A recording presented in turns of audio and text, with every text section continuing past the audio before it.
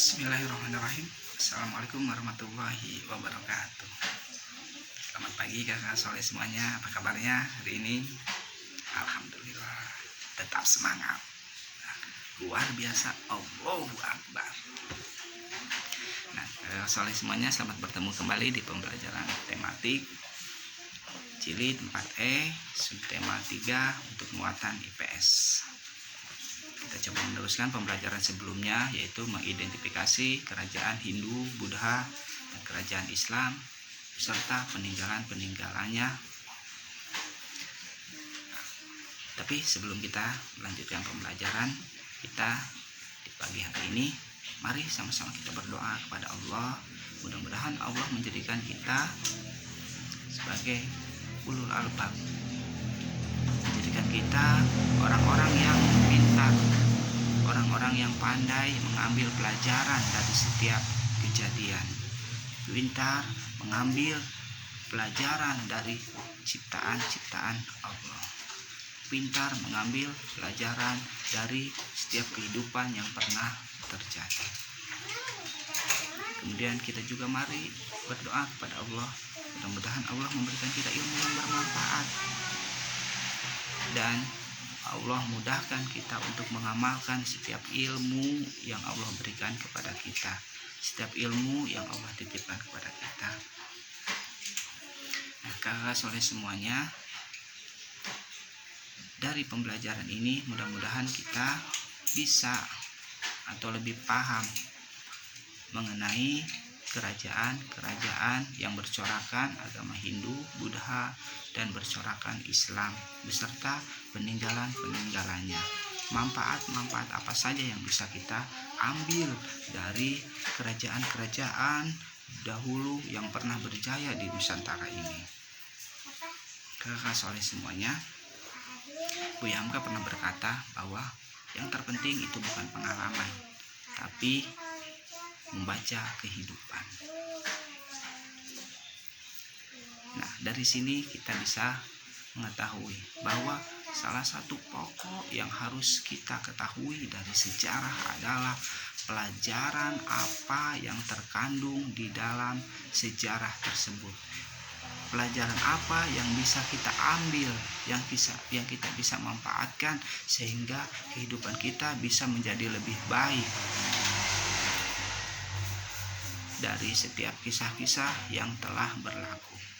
Kalau kita baca kisah kaum Lut, kaumnya Nabi Lut, kaum Sodom, atau kita baca bangsa Samud atau kaum Ad, maka setelah kita baca kisah itu, kita bisa ambil pelajaran bahwa jangan pernah sekalipun kita untuk menduakan Allah, jangan pernah sekalipun kita untuk melanggar perintah-perintah Allah, karena sudah dibuktikan dengan kaum-kaum terdahulu Allah dengan mudah hancurkan mereka.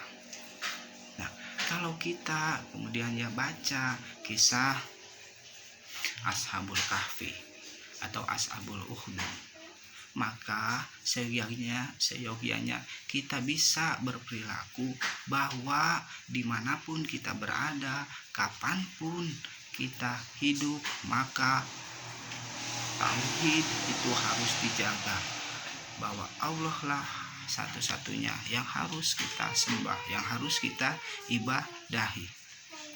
Kemudian kalau kita baca Sirah Nabawi misalkan, di dalam sepenggalan kejadian bahwa Nabi kita pernah diminta untuk meletakkan Hajar Aswad, maka dengan bijaksananya Nabi kita mengambil atau meminta dari beberapa pemimpin suku untuk memegang ujung-ujung selendang Nabi, yang mana nanti si batu itu, si Hajar Aswad itu diletakkan di atasnya, kemudian diangkat bersama-sama.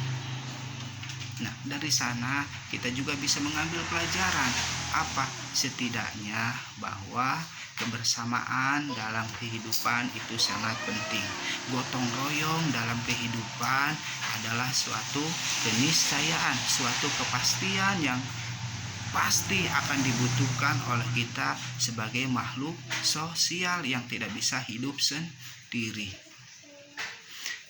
Dan jika kita melihat atau membaca sirah Nabawi, bagaimana setelah sekian lama kaum muslimin diboikot, tidak boleh orang-orang kafir itu ya berjual beli dengan orang muslim, tidak boleh menikah,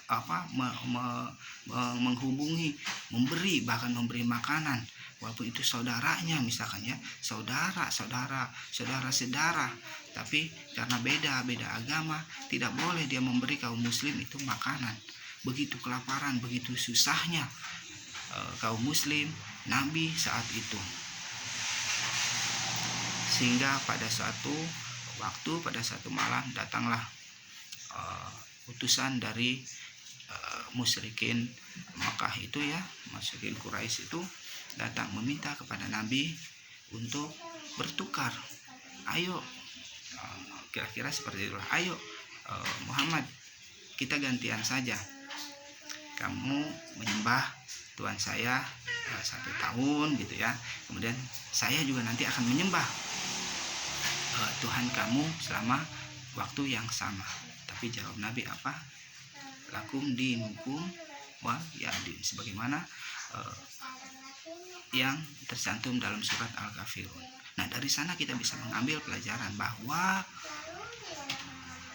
tauhid, keesaan, bahwa jangan sampai sekalipun kita menduakan Allah, meskipun sesulit apapun. Jangan sampai jadikan alasan lapar, kemudian datang orang memberi sesuatu untuk pindah agama. Nah, kakak soleh semuanya,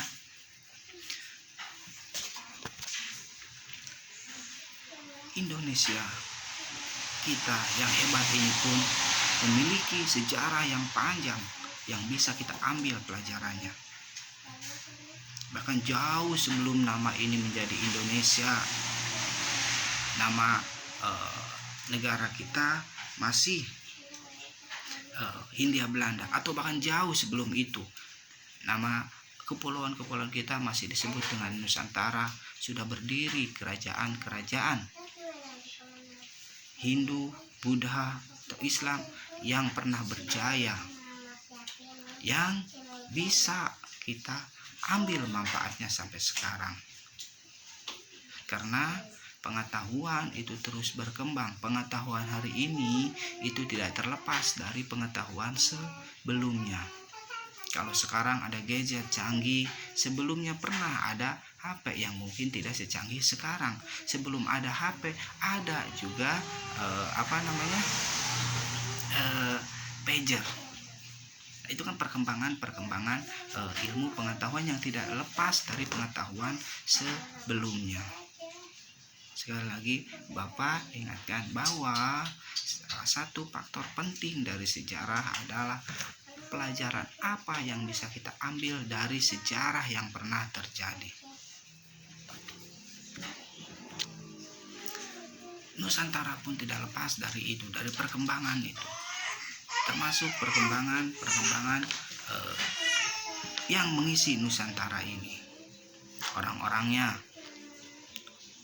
Kemudian timbul setelah orang-orang berkumpul, berkerumun dengan satu tujuan yang sama, mendirikan sebuah kerajaan. Maka pada sekitar tahun 400-an, itu abad kelima, muncullah sebuah kerajaan pertama yang bercorakan Hindu, yaitu kerajaan yang terletak di Pulau Kalimantan. Di Kalimantan Timur, di sekitar pinggiran Sungai Mahakam, yang bernama Kerajaan Kutai, dengan rajanya, raja pertamanya yang bernama Raja Mula Warman. Raja yang terkenal cerdas, raja yang terkenal bijaksana dan baik hati. Kita bisa lihat bagaimana cara ia mensejahterakan rakyatnya, karena dia tahu bahwa sumber mata pencaharian penduduknya adalah bertani. Maka dibuatlah suatu irigasi hasil dari teknologi saat itu yang dianggap canggih, yang sangat bermanfaat tentunya untuk rakyatnya. Karena ladang-ladang membutuhkan air, maka dibuatlah irigasi untuk mengaliri pertaniannya, untuk mengaliri persawahannya, sehingga rakyat pun bisa bercocok tanam, sehingga rakyat pun bisa memanen hasilnya dengan maksimal, karena tanahnya, sawahnya, ladangnya teraliri air dengan cukup, tanamannya tumbuh dengan subur, hasilnya melimpah ruah.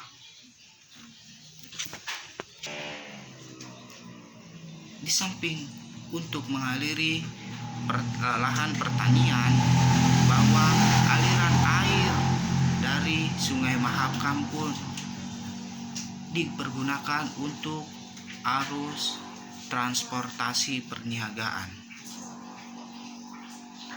jalur perekonomian perdagangan dari Timur Tengah, dari Cina mulai masuk, termasuk para para pedagang yang membawa misi untuk menyiarkan agamanya. Karena Hindu itu bukan ajaran murni dari negara ini.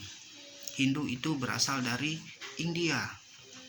Maka dibawalah ajaran itu masuk melalui jalur perniagaan.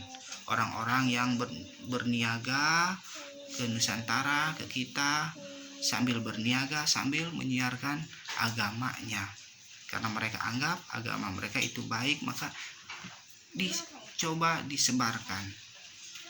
Semakin banyak orang-orang yang menganut agama yang sama, kemudian mendirikanlah sebuah kerajaan. Karena pada waktu itu yang pertama agama yang diakui sekarang ya, itu agama Hindu. Maka pada waktu itu pun mengenal, karena sebelumnya masih di Nusantara ini masih animisme dan dinamisme ya. Artinya dia tidak mengenal nama suatu konsep nama yang jelas untuk kepercayaan mereka. Maka ketika datang agama yang menamakan katanya agama Hindu, maka selain ajarannya, penduduk lokal akan nanti menyebar ke wilayah Jawa, wilayah Sumatera juga ya, itu menganut agama yang sama, yang itu Hindu. Kemudian setelah berkumpul menjadi banyak, berdirilah kerajaan pertama yang bercorakan Hindu, yaitu Kerajaan Kutai Kartanegara yang berada di Kalimantan Timur, dengan rajanya yang pertama yaitu Raja Mula Warman. Selain di Pulau Kalimantan, di Pulau Jawa, khususnya di Jawa Barat, yang letak persisnya ada yang mengatakan di Bogor, ada yang mengatakan juga di daerah Bekasi. Ada juga kerajaan yang bercorakan Hindu, yaitu Kerajaan Tarumanegara. Dari sini, dari nama ini, dari Tarumanegara ini, orang atau ahli sejarah menyimpulkan bahwa kerajaan ini terletak di sekitaran Bekasi, karena merujuk Sungai Tarum, Citarum gitu ya.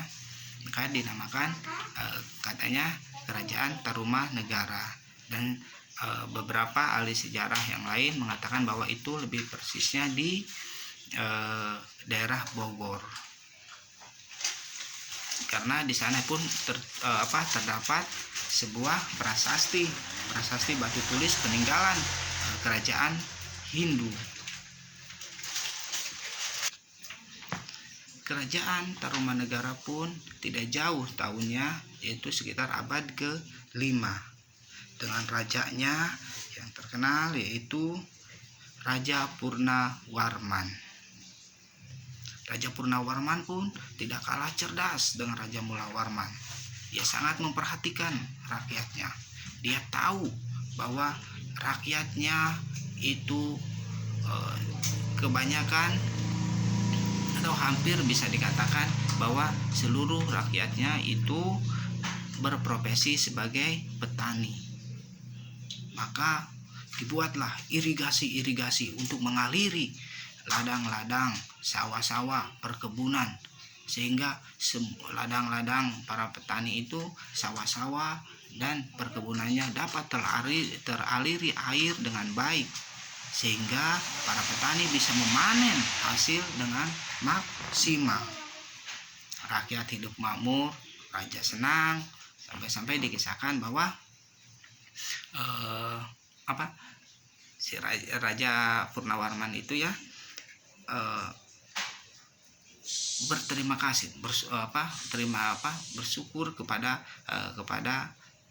Tuhannya gitu ya, Tuhannya, pada dewanya kalau mereka gitu ya, itu dengan menyembelih 1000 ekor lembu yang dipersembahkan untuk para dewa-dewanya, kepada para Brahmana.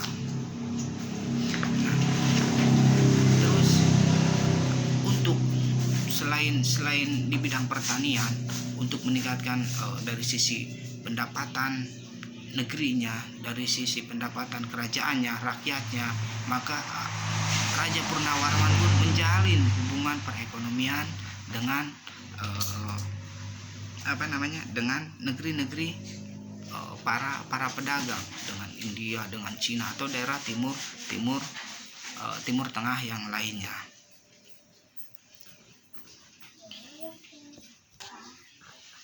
Nah, kerajaan-kerajaan ini berlangsung cukup lama dengan segala dinamika kehidupannya. Maka kerajaan-kerajaan yang berserakan Hindu-Buddha pun meninggalkan beberapa peninggalan yang sampai sekarang masih bisa kita rasakan, masih bisa kita nikmati. Selain tadi tentunya manfaat ilmu pengetahuan dari irigasi seperti itu juga ya, ada beberapa peninggalan yang sangat populer di kita. Siapa yang tidak kenal dengan Candi Borobudur atau Candi Prambanan? Ya, candi untuk kerajaan yang bercorakan Hindu dan Buddha adalah sebuah bangunan untuk sarana beribadah mereka, dan sampai sekarang pun masih digunakan. Kalau acara-acara ritual kebesaran mereka, perayaan tahunan mereka ya, biasa diselenggarakan baik itu di Prambanan ataupun di Borobudur. Nampak sama, tapi perlu diketahui sama-sama ya, bahwa Candi Prambanan itu peninggalan kerajaan yang bercorakan Hindu, sedangkan untuk yang bercorakan Buddha itu Borobudur ya. Nah, selain Candi Prambanan ada lagi prasasti Kebon Kopi, Candi Panataran, kemudian Arca Air Langga. Air Langga itu seorang raja dari sebuah kerajaan, tapi saking hebatnya dia didewakan, sehingga digambarkan di patungnya dia sebagai seorang dewa yang mengendarai seekor burung Garuda ya. Kemudian ada Candi Jago, Arca Jogodolo, prasasti Ciaruten, atau kitab Arjuna Wiwaha, prasasti Tugu, kitab Sutasoma ya. Itu diantaranya peninggalan dari kerajaan yang bercorakan Hindu. Kemudian untuk yang kerajaan yang bercorakan Buddha tadi, salah satunya itu Candi Borobudur, Candi Mendut, Candi Muara Takus ya. Kemudian selain candi, peninggalan kerajaan yang bercorakan Hindu dan Buddha juga ada arca. Di antaranya untuk yang bercorakan kerajaan Hindu yaitu Arca Jogodolo, tadi juga ya Arca Air Langga. Untuk yang bercorakan kerajaan Buddha ada Arca Buddha, penyebar agama Buddha. Kemudian Selain candi arca ada prasasti. Prasasti batu. Prasasti adalah sebuah batu bertulis. Isi tulisannya biasanya sebuah peristiwa atau apapun yang dianggap berharga yang patut untuk dikenang, sehingga dituliskan dalam sebuah batu. Di antaranya prasasti Tugu atau prasasti Kebon Kopi, itu untuk kerajaan yang bercorakan Hindu. Sedangkan untuk yang bercorakan kerajaan Buddha ada prasasti Telaga Batu, ada prasasti Kedukan Bukit. Kemudian selain arca, prasasti, dan candi, kerajaan yang bercorakan Hindu dan Buddha juga mewariskan atau meninggalkan karya sastra. Karya sastra yaitu sebuah tulisan, nanti isinya baik itu cerita ataupun petua-petua. Di antaranya kitab Sutasoma, ada kitab Arjuna Wiwaha, itu untuk hasil peninggalan dari kerajaan yang bercorakan Hindu. Ya. Kemudian bagaimana dengan Islam? Oh iya, tidak lupa ada kerajaan yang patut kita, itu juga kerajaan Majapahit dan kerajaan Sriwijaya. Kerajaan Sriwijaya pernah berjaya yang terletak di Pulau Sumatera. Ada beberapa ahli sejarah yang mengatakan bahwa kerajaan Sriwijaya itu terletak di Palembang sekarang ya. Ada juga yang mengatakan bahwa itu terletak di sekitar Jambi. Dan Candi Borobudur ini dibangun pada masa kerajaan Sriwijaya berjaya, pada masa Sailendra, dinasti Sailendra. Meskipun ini peninggalan peninggalan kerajaan bercorakan Buddha, tapi isinya nanti kalau dilihat di relief-reliefnya itu ya, itu isinya Ramayana, tentang Ramayana, perang-perang seperti itu ya. Dan Ramayana itu sebetulnya cerita bercorakan Hindu.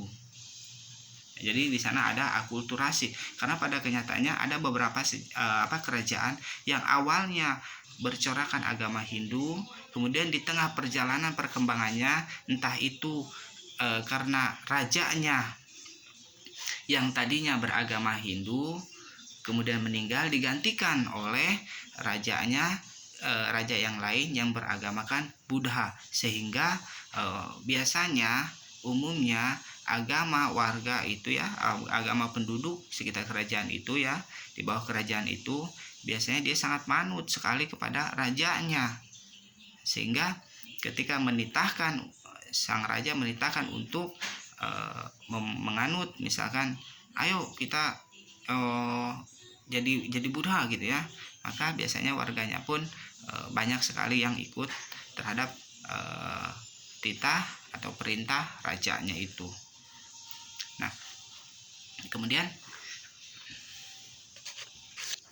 kerajaan Majapahit yang terletak di Pulau Jawa dengan salah satu patihnya yang terkenal yaitu Patih Gajah Mada. Patih Gajah Mada dengan sumpahnya yang terkenal yaitu Sumpah Palapa, yang berisi bahwa saya tidak akan menikmati palapa. Palapa yaitu semacam rempah-rempahan, karena waktu itu rempah-rempahan sangat berharga, bahkan sampai datangnya Portugis ya, datangnya para pelaut Spanyol seperti itu untuk mengambil rempah, misal pala, kayu manis seperti itu ya, cengkeh gitu ya, kalau ini itu termasuk rempah-rempah waktu itu sangat berharga, sebanding dengan sutra, dengan emas gitu ya. Itu sebagai komoditi yang berharga dan sangat banyak di Nusantara ini, di negara ini, khususnya di wilayah timur gitu ya, sekitar Ambon gitu ya. Itu sangat banyak sekali rempah-rempah. Dan kata Patih Gajah Mada, dia berkata bahwa saya tidak akan menikmati palapa sampai saya menguasai Nusantara. Saya tidak akan menikmati palapa, artinya saya tidak akan mau bersenang-senang dulu sebelum saya menguasai Pak Nusantara. Walaupun tidak semua Nusantara dikatakan Nusantara waktu itu ya, bukan hanya kepulauan yang jadi kepulauan Indonesia sekarang, tapi waktu itu mencakup ke Malaysia, Singapura, sampai ke Kamboja, Laos, Vietnam. Waktu itu masih masuk ke kepulauan Nusantara, besar sekali yang waktu itu ya, dan itu jauh sebelum jadi Indonesia sekarang. Memang tidak semua, tapi banyak yang dikuasai oleh Majapahit waktu itu, sehingga Pati Gajah Mada ya, yang dapat ditaklukkan oleh Pati Gajah Mada, sehingga kekuasaan Majapahit waktu itu sangat luas sekali. Nah, kemudian kerajaan Islam. Sebelumnya bahwa jalur perniagaan itu sangat mempengaruhi kehidupan penduduk di Nusantara. Kehidupan beragama mereka berubah karena datangnya ajaran baru yang dibawa oleh para pedagang yang datang dari luar. Para pedagang dari Cina, dari India yang sudah lebih awal beragama Hindu atau Buddha masuk ke Nusantara, mengajarkan ajarannya, mengajarkan agamanya, sehingga penduduk Nusantara pun yang tadinya hanya menganut kepercayaan animisme, dinamisme seperti itu, mulai memeluk agama Hindu dan Buddha. Tak lupa tadi dikatakan bahwa para pedagang dari Timur Tengah pun masuk melalui jalur perniagaan ini, mulai rute dari Aceh di sana ya, mulai dari Aceh, dari atas terus ke bawah, ada yang ke Jawa separuh, ada yang ke Kalimantan, kemudian dari Jawa naik ke atas ke Pulau Ambon, Sulawesi, baru bergeser ke timur ke Papua seperti penyebarannya. Nah, nanti akan seperti sama polanya, bahwa datang orang berkumpul dengan keyakinan yang sama, dengan tujuan yang sama, kemudian mendirikan kerajaan karena sama-sama beragamakan Islam, maka mendirikan kerajaan yang bercorakan agama Islam. Perlu diulangi lagi bahwa jika sebelumnya kita pernah mendengar bahwa Islam, ajaran Islam itu masuk ke Indonesia, ke Nusantara sekitar abad 13, maka ada para ahli yang lain yang mengatakan bahwa Islam masuk ke Indonesia itu sudah jauh sebelum itu. Islam masuk ke Indonesia pada awal-awal penyebaran agama Islam di tanah Arab sana. Dr. Andes Ibrahim Bukhari mengatakan bahwa Islam masuk ke Indonesia itu pada abad ke-7. Beliau berargumen bahwa ditemukan sebuah nisan yang bertuliskan seorang syekh, yaitu Syekh Mukhaidin, di daerah Barus di Pulau Sumatera. Barus, sebuah wilayah yang bernama Barus di Tapanuli, yang bertuliskan di sana di nisannya tanggal wafatnya 48 Hijriah. Kalau kita hitung 48 Hijriah berarti itu pada masa-masa awal penyebaran Islam, tidak jauh dari setelah Nabi meninggal, artinya pada masa-masa Khulafaur Rasyidin di sana ya, sudah mulai masuk ke Nusantara. Melalui apa? Melalui jalur perniagaan itu.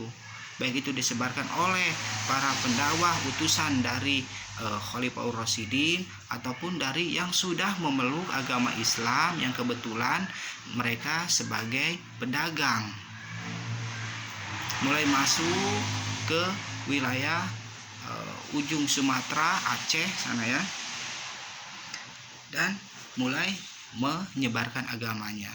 Dan pernyataan yang dinyatakan oleh Dr. Andes Ibrahim Bukhari ini diperkuat lagi dengan bahwa ditemukan katanya sebuah berita, sebuah catatan dari Cina pada dinasti Tang menyebutkan bahwa di pantai Sumatera Barat, di barat Sumatera Barat ya, terdapat pemukiman Arab pada tahun 674 Masehi.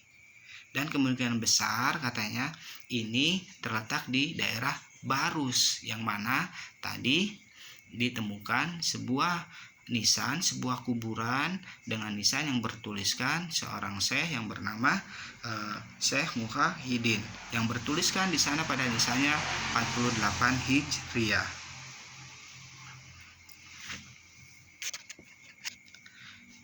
Kemudian seorang ahli sejarah yang lain yang bernama Syekh Samsuddin Abu Ubaidillah Muhammad bin Talib ad-Dimashqi juga mengatakan bahwa Islam masuk ke Nusantara ini pada tahun 644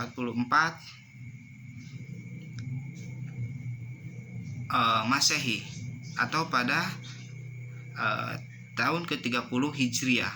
Berarti itu bertepatan dengan pada masa Khalifah Utsman bin Affan. Dan ini 20 tahun lebih maju, lebih awal dari tadi yang dikatakan oleh Dr. Andes Ibrahim. Jadi dari sini ini sebetulnya lebih masuk akal ketimbang kalau dikatakan Islam masuk ke Nusantara itu pada abad ke-13. Karena kerajaan-kerajaan Islam yang bercorak Islam pada abad ke-13 atau pada abad sebelumnya itu sudah ada. Dan hampir bisa dikatakan tidak mungkin seseorang atau ya datang menyebarkan langsung mendirikan kerajaan, karena untuk mendirikan kerajaan itu bukan perkara yang mudah. Terlebih ada sebelumnya kerajaan-kerajaan besar yang sudah berdiri. Pada umumnya ya, dalam satu wilayah itu hanya ada satu kerajaan. Untuk datang kerajaan yang lain, biasanya harus kerajaan yang lainnya itu harus beres dulu ya, harus hancur dulu, baru nanti hidup lagi kerajaan yang baru. Baik itu diteruskan oleh kerajaan yang sebelumnya dengan raja yang baru, atau memang kerajaan baru dengan corak agama yang berbeda. Jadi bisa dikatakan di sini yang lebih tepat bahwa Islam masuk ke Nusantara pada awal-awal penyebaran Islam di tanah Arab, yaitu sekitar abad ke-7 Masehi. Karena penyebarannya itu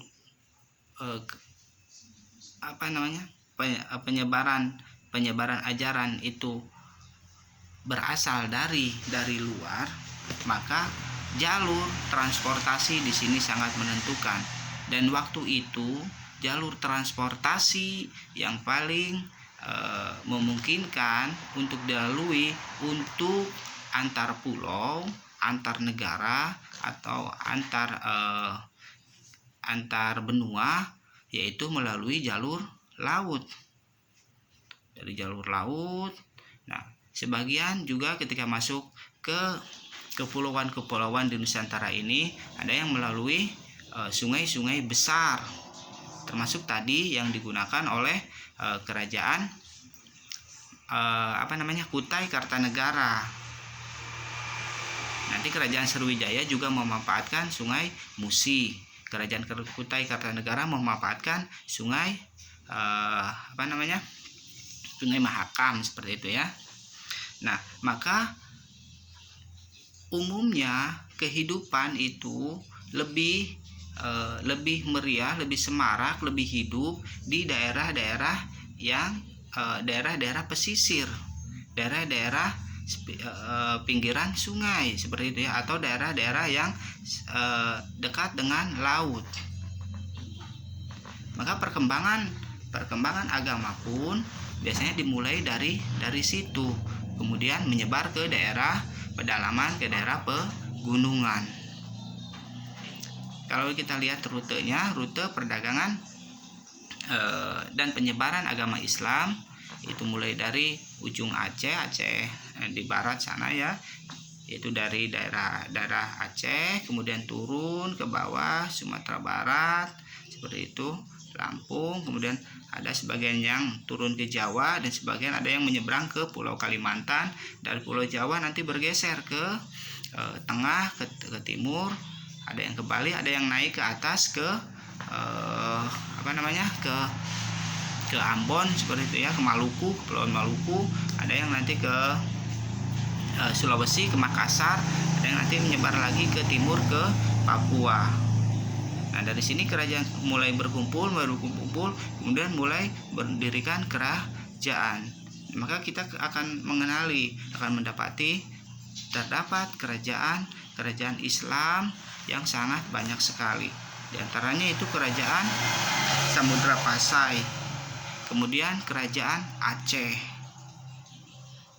Bahkan kita nanti akan dapati beberapa banyak sekali ulama-ulama yang mengunjungi Aceh, dan dari sana juga penyebaran Islam termasuk nanti ke depannya ya, sekitar abad ke-15, abad 14 seperti itu, para Wali Songo juga memulai dari Aceh, karena Wali Songo yang pertama juga dia berasal dari tinggalnya tadinya awalnya dari Aceh ya.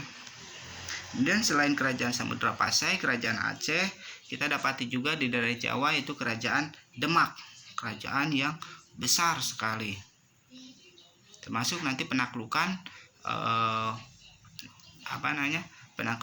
Jakarta yang waktu itu berada di bawah kekuasaan kerajaan Pasundan, itu ditaklukkannya oleh kerajaan Demak yang bergabung dengan Kesultanan Cirebon, dibantu juga dengan Kesultanan Banten. Kita perlu berbangga bahwa Banten pernah memiliki sebuah kerajaan, sebuah kesultanan yang bercorakkan Islam, yang pernah berjaya, yang besar, itu Kesultanan Banten.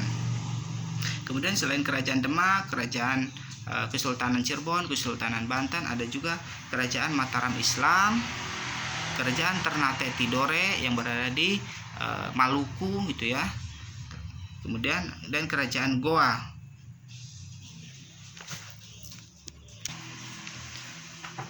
Lantas apa saja peninggalan kerajaan Islam? Jawabannya banyak sekali. Kalau kerajaan bercorakkan Hindu dan Buddha itu meninggalkan candi, maka kerajaan Islam meninggalkan masjid.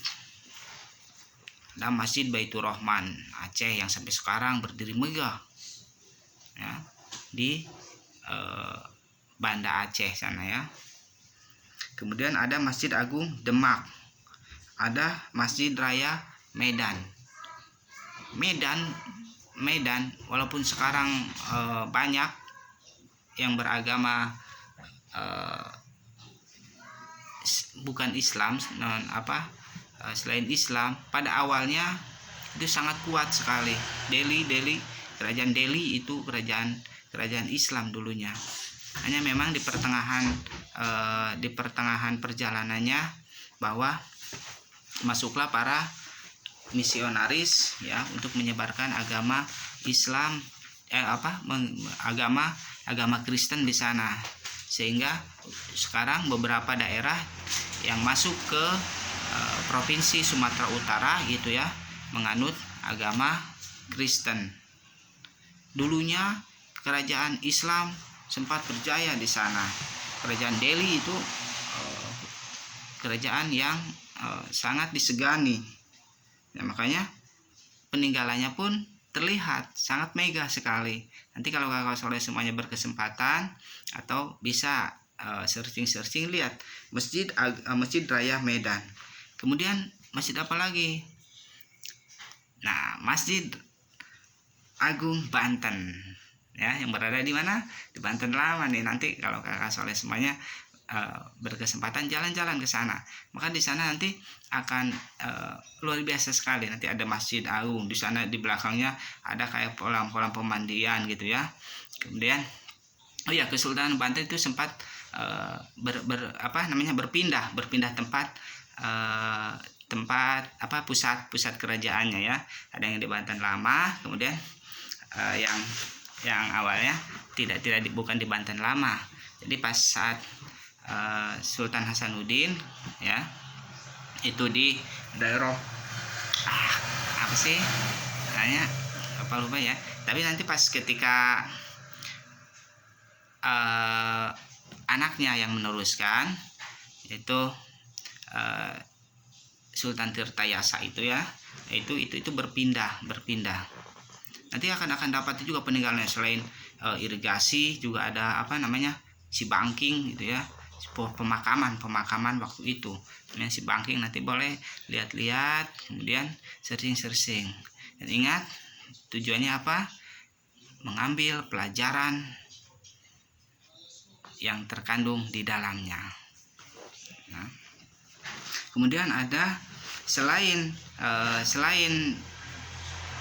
masjid, peninggalan kerajaan Islam juga tentunya keraton, di mana tempat raja memerintah kerajaannya, tempat sultan memerintah kesultanannya, atau tempat tinggal raja atau tempat tinggal sultan.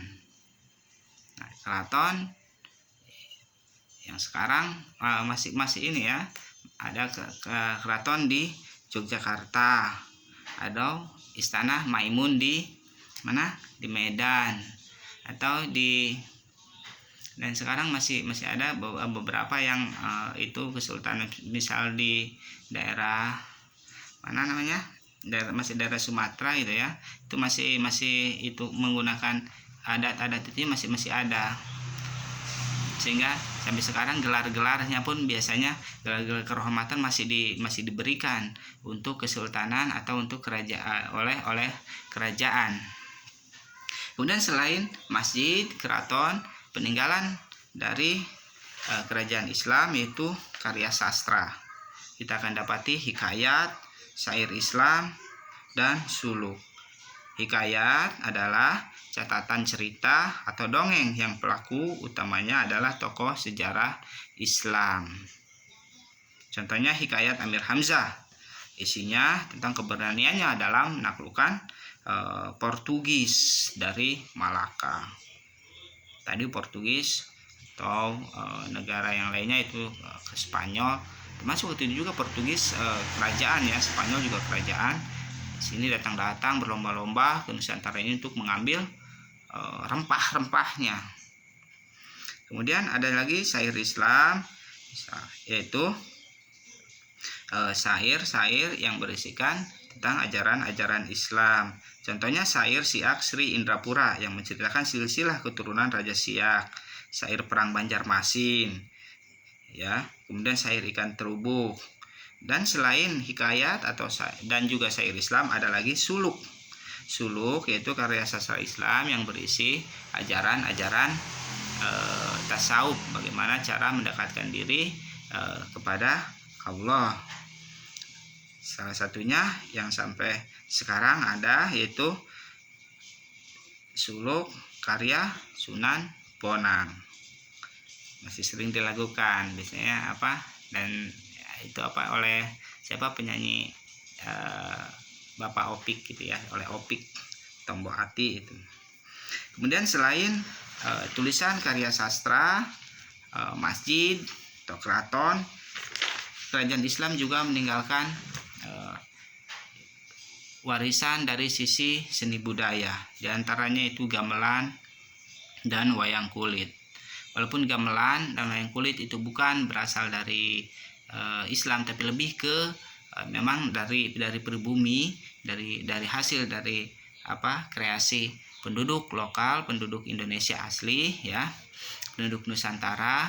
Tapi di sini dipergunakan oleh para penyiar agama Islam untuk sebagai sarana untuk menyebarkan agama Islam.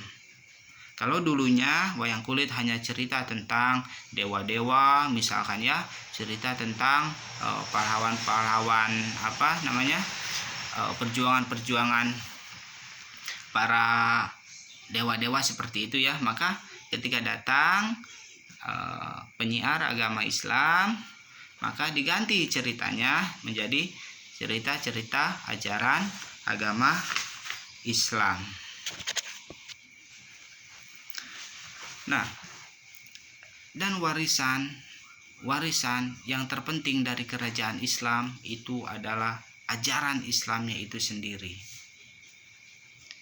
Setelah sekian lama kerajaan-kerajaan Islam ambruk atau runtuh, ya, kerajaan Demak sudah runtuh, Kesultanan Cirebon masih sekarang juga karena sekarang kita menganut republik ya, artinya dia tidak ini ya tidak sebagaimana dulu, atau misalkan Kesultanan Yogyakarta, Surakarta juga itu sebetulnya hanya lokal saja dan tidak seperti dulu, seperti kerajaan Mataram Islam dulu ya, yang berperan mengatur jalannya pemerintahan. Nah, ajaran-ajaran ini terus berkembang ke penyebarannya ya, terus tertanam kuat.